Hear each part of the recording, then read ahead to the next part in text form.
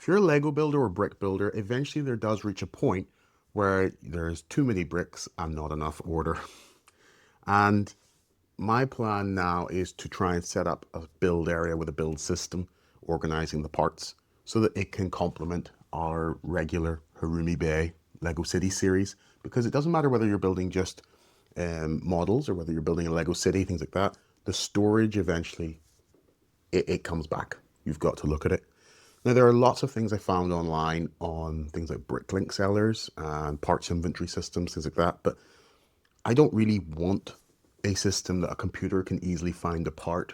An organization system, such as one you'd find in a warehouse, is not really what I'm after. What I'm after is something that allows me to easily identify a part that I'm looking for and I want and place it on the build, because I'm primarily a builder. Now, I'm going to produce a hybrid system that maybe will allow me to one day look at the BrickLink idea, but I'm primarily a builder and I'm interested in finding those parts, identifying them quickly. When we were younger, a lot of us likely had a little box full of Lego parts. Now, this one is actually the remnants of our one-piece Going Merry that we recently built a house out of for a Lego City. The thing is, we always give this a bad rap. We always say this isn't organized. It isn't organized, but it is full of creativity. So as I rummage through for parts for things, I inevitably find things that I never actually thought about. So I'd be looking for a part for a roof or something like that, and I'd say, that part actually looks pretty good. I'll use that. That's the pro of this system, if you can call it a system. But obviously the massive downside is it's so disorganized. I mean, where do you start? So I want a system that blends both the pros, if you can, or at least averages the pros of organizing your parts into the standard drawers and things, but still being able to show creativity. That's it. So what do we do? Well, I'm going to document it because it might help some of you who might be in the same problem as I am. You know, I hope it will help you if you're in the same dilemma as I am. If not, hopefully you just find it interesting. I've got a lot of parts that are from things like BrickLink. I don't part out sets, so I've got things like a lot of things from BrickLink. I've got things from Pick-a-Brick, which is a fantastic money saver, by the way, if you're not already aware of it. We have a video on that somewhere. The catalogue of Lego and other alt brick brands is huge. You cannot keep them all completely separate. It's just not going to happen. You could have a warehouse and you still won't be able to do it. Lego can't do it. So they have to put things in back order, and retirement, they have that benefit. We actually don't. So largely you get parts, I've got some parts are just sitting in these little those Ziploc bags you get, things like this. They're straight from BrickLink. BrickLink seller sent me them. They're still there waiting to be sorted, but not yet got round to it because eventually, like I said, you end up with just piles and piles of these bags and things like that for different sources. I've got some like that. You get your standard Pick-a-Brick boxes. We all know them. I tend to only do the larger ones because I think they're better value. But yeah, your standard Pick-a-Brick box is there.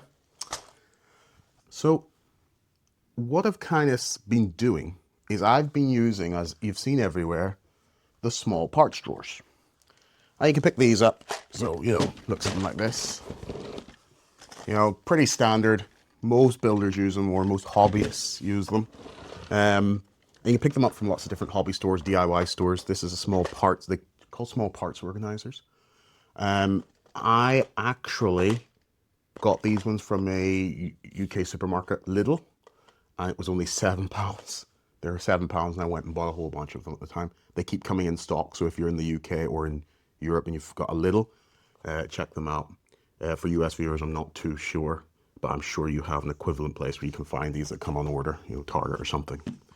These are great. They're very, very nice, but obviously they're very rigid. So, sounds silly, I know. But the problem with that is, like I said, you've got different parts and different volumes of the parts, and each part has different colors and things like that. Generally, I don't have thousands of the same part. I probably have tens of the same part. When it's Pick-a-Brick, it maybe is obviously hundreds. you know, because very quickly that box fills up. When you open up your box or your little tray like this, you'll see what I've actually done is I've kept them all. In this case, it's the, what's that, 1x2 brick with the little axle cross section. That is all the same part type. So I have organized by part type, not color. And the reason is that generally I know I want to fill that hole, and actually I don't really care in many cases what the color is. So I'll be doing something like, you know, building a well, and when you're building the well, you know, oh, that piece needs a 1x1 plate. And then I look for an interesting 1x1 plate. In many cases, I get that some people will do it by color. There's no right answer. You do what's right for you. But I found that by part type generally works for me. Then what I find is you need something bigger because not all your parts can fit in this.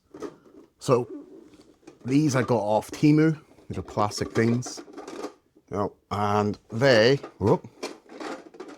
can form the basis. They're pretty big. You know, that's look at my hand there. That's a decent size, a decent quantity allowance of it, and they're transparent so you can see everything that's in there, which is quite cool, which I'll get onto in a moment with this.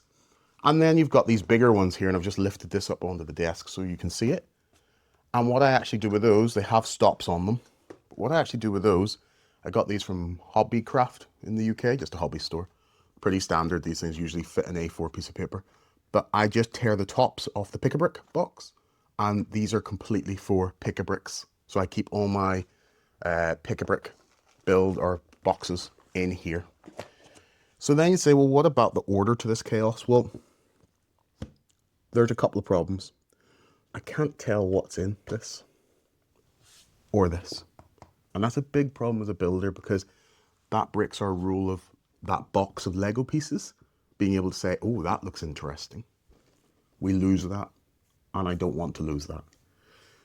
I went and got from a local BrickLink seller, I mean, you don't pay shipping, a bunch of 1x6 plates, or sorry, 2x6 plates, sorry. I went for white because they're a reasonable contrasting color.